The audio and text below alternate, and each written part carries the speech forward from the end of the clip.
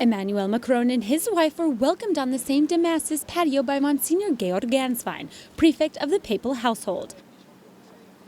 Later, in the most formal of manners, the president and his entourage headed to the room where Pope Francis awaited.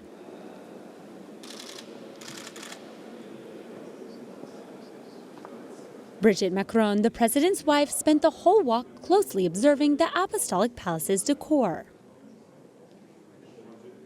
Macron met with the Holy Father nearly 10 minutes later than scheduled.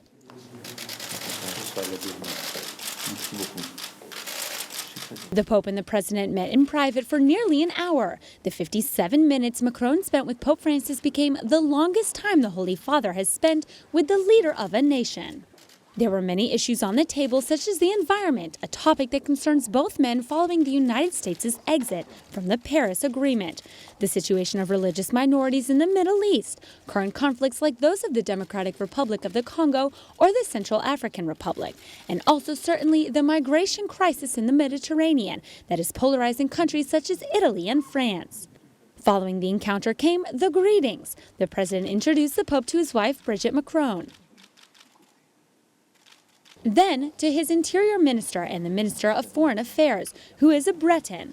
Macron, in a casual tone, joked with Pope Francis, saying he's surrounded by Bretons. Il y a des Bretons partout, les Bretons, c'est la mafia française. The French president invited representatives from organizations who assist the most disadvantaged to this encounter. For example, the president of Caritas France, who gave the Holy Father an activities report.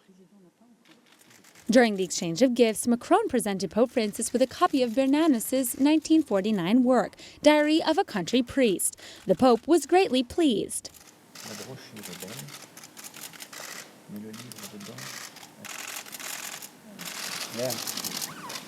For his part, the Holy Father gave the French leader an engraving of Saint Martin de Tours, sharing his cloak with a poor man. He also gave him the main documents from his papacy, including his exhortation on holiness, which the Pope explained to Macron in French.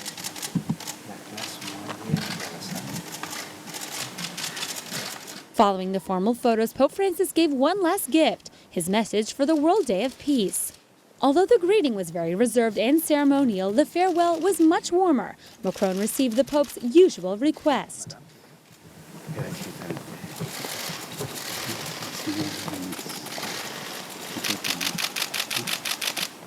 An emotional president took the Holy Father's hands and bid farewell with 2 kisses.